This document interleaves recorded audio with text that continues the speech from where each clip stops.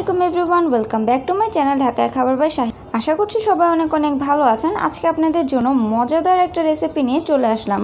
আজকে যে রেসিপিটা করে দেখাচ্ছি সেটা হচ্ছে KFC স্টাইলের চিকেন পপকর্ন।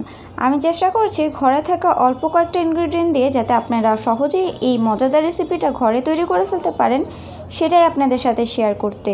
চলুন আপনাদেরকে এটার টেক্সচারটা একটু দেখিয়ে দিই। আমি একটা চিকেন নিয়ে নিলাম। জাস্ট ভিতরের টেক্সচারটা একেবারেই পারফেক্ট, ভিতরে একদম ভালো মতো এটা কুক হয়েছে, আপনারা দেখতেই পাচ্ছেন। তাহলে চলুন আর দেরি না করে শুরু করা যাক আজকের এই মজাদার রেসিপিটি। I can't wait to have this again. Let's make it. ফার্স্টে এখানে আমি চিকেন নিয়ে নিয়েছি। আমি চিকেনে যে ব্রেস্টের পার্টটা থাকে সেখান থেকে মাংসগুলোকে কেটে নিয়েছি। এখানে 1 কেজি থেকে একটু বেশি পরিমাণে চিকেন পিস আছে। আমি একটু সামনে থেকে দেখিয়ে দিচ্ছি কিভাবে কেটেছি।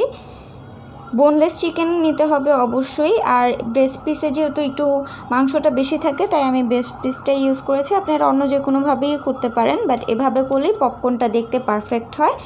এখন আমরা চলে যাচ্ছি পরবর্তী দিয়ে দিচ্ছি মরিচের গুঁড়া। এখানে আমি 2 টেবিল স্পুনের মতো মরিচের গুঁড়া দিয়ে দিলাম। আমি ঝালটা একটু বেশি খেতে পছন্দ করি, বাট আপনারা যদি একটু কম ঝাল খেতে পছন্দ করেন সেক্ষেত্রে একটু কমিয়ে দিতে পারেন। তারপর দিয়ে দিচ্ছি আদা রসুনের পেস্ট। এখানে আমি 1 টেবিল স্পুন দিয়ে দিলাম আদা রসুনের পেস্ট। তারপর দিয়ে দিচ্ছি সাদা গোলমরিচের গুঁড়া 1/4 টিস্পুনের মতো। গরম মশলার গুঁড়াও দিয়ে দিচ্ছি 1/4 টিস্পুনের মতো।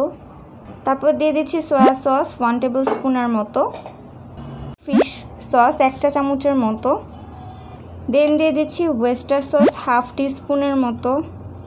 তারপর দিয়ে দিচ্ছি টমেটো সস 1 টেবিল স্পুনের মতো। তারপর দিয়ে দিচ্ছি স্বাদ মতো লবণ। আমি এখানে 1/4 টিস্পুনের মতো দিয়ে দিলাম। তারপর দিয়ে দিচ্ছি লেবুর রস 1 টেবিল স্পুনের মতো। এতে করে চিকেনের যে ভিতরের টেন্ডারনেসটা পারফেক্ট থাকে আর একটা জুসিনেসও থাকে। এখন সবগুলো উপকরণ ভালো মতো মিক্স করে নিচ্ছি। মিক্স করে নেওয়া হয়ে গিয়েছে, দেখতেই পাচ্ছেন। যেহেতু আমি মরিচটা একটু বেশি দিয়েছি তাই কালারটা এরকম এসেছে। এখন এটাকে আমি একটা প্লেট দিয়ে ঢেকে রাখছি। ওভারনাইট আমি এটাকে এইভাবে রেখে দিব, আর এটাকে আমি আগামীকালকে ভেজে নেব। সো টিল দেন আপনারা ওয়েট করেন অ্যান্ড ফিরে আসছি নেক্সট বাকি প্রসেসিং নিয়ে। সময় খুবই কম থাকে, সেক্ষেত্রে আপনারা অ্যাটলিস্ট 2 থেকে 3 ঘন্টা এটা কীভাবে ম্যারিনেট করে রাখবেন তাহলেই হবে। সো ফিরে আসছি আগামীকালকে। সো ফিরে আসলাম বেশ অনেক ঘন্টা পরে। এখন উপরে থেকে আমি প্লেটটা সরিয়ে নিচ্ছি।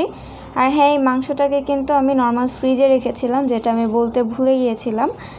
এখন আমরা চলে যাব পরবর্তী প্রসেসে। কোটিংয়ের জন্য আমাদের যা যা লাগছে সেগুলো এক এক করে নিয়ে নিব। ফার্স্টেই আমি নিয়ে নিচ্ছি ময়দা।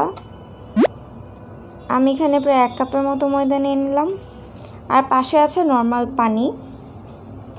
তারপর ময়দার মধ্যে মিক্স করে দিচ্ছি কর্নফ্লাওয়ার। কর্নফ্লাওয়ারটা দেওয়ার ফলে এটা ক্রিস্পি হবে। এটা 1.5 কাপের মতো দিয়ে দিলাম। দিয়ে দিচ্ছি অল্প একটু স্বাদ মতো লবণ। আমি এখানে প্রায় 1 চা চামচের মতো দিয়ে দিলাম। তারপর দিয়ে দিচ্ছি 1/4 টিস্পুনের মতো সাদা গোলমরিচের গুঁড়া। তারপর দিয়ে দিচ্ছি মরিচের গুঁড়া, এতে করে উপরের ফ্লেভারটা একটু ভালো আসে। আমি এখানে 1.5 টেবিল স্পুনের মতো দিয়ে দিয়েছি। যারা একটু কম স্পাইসি খেতে পছন্দ করেন তারা একটু কমিয়ে দিতে পারেন। এখন এই শুকনো উপকরণগুলো মিক্স করে নিচ্ছি। আমরা কোট করে নিব। সো ফার্স্টেই একটা চিকেনের পিস নিয়ে নিচ্ছি। আপনারা চাইলে প্রসেসিংটা হাত দিয়েও করতে পারেন, কোনো সমস্যা নাই। তো ফার্স্টেই আমি ময়দার যে মিশ্রণটা আছে সেটার মধ্যে দিয়ে দিলাম। দেন ভালো মতো কোট করে নিতে হবে, এতে করে উপরে যে ক্রিস্পি লেয়ারটা থাকে সেটা একদম পারফেক্টলি হয়। তারপরে পানির মধ্যে দিয়ে দিচ্ছি, এটা জাস্ট নর্মাল পানি। আরেকটা পিস সেমভাবে করে নিচ্ছি আপনাদের সুবিধার্থে।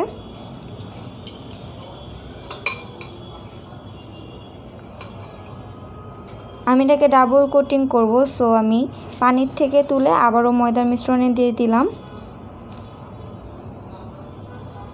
অ্যান্ড যে সেকেন্ড পিসটা আছে সেটাকেও সেমভাবে এখন পানির মধ্যে দিয়ে দিব। দেখতেই পাচ্ছেন আমি এক্সেস যে ময়দাটা আছে সেটাকে ঝরিয়ে দেওয়ার চেষ্টা করছি। অ্যান্ড এটাকে আরেকবার কোট করে নিলাম। বাস হয়ে গেল আমাদের কোটিং ডান।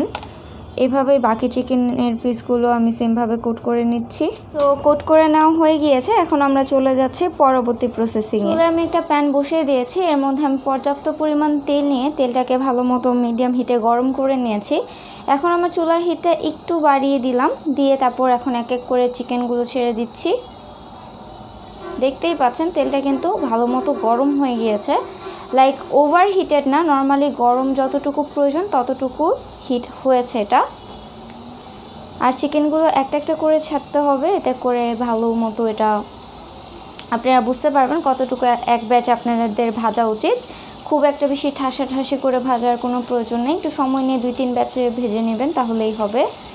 আর এক্ষেত্রে চুলা হিটে মিডিয়াম টু হাই হিটে রেখে তারপর ভাজতে হবে।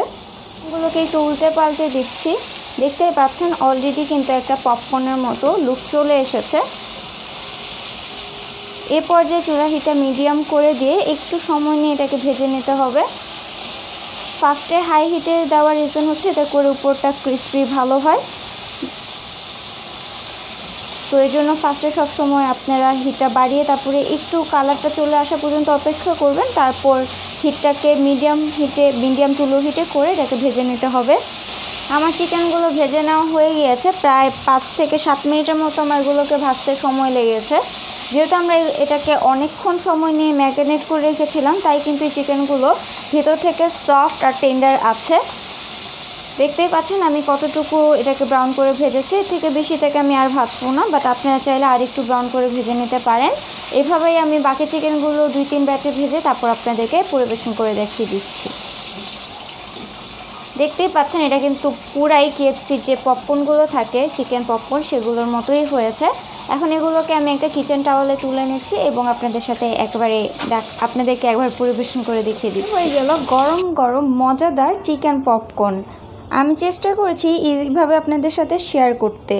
আশা করছি আজকের ভিডিওটা আপনাদের ভালো লেগেছে। যদি ভিডিওটা ভালো লাগে তাহলে অবশ্যই একটা লাইক দিবেন, বেশি বেশি করে ফ্যামিলি ও ফ্রেন্ডদের সাথে ভিডিওটা শেয়ার করবেন। যদি আমার চ্যানেলটা এখনও সাবস্ক্রাইব না করে থাকেন অবশ্যই সাবস্ক্রাইব করবেন এবং পাশে থাকা বেল আইকনটা ক্লিক করে দিবেন, এতে করে আমাদের পরবর্তী ভিডিও নোটিফিকেশনগুলো আপনারা সাথে সাথে পেয়ে যাবেন। সবাই ভালো থাকবেন, সুস্থ থাকবেন। আসসালামু আলাইকুম।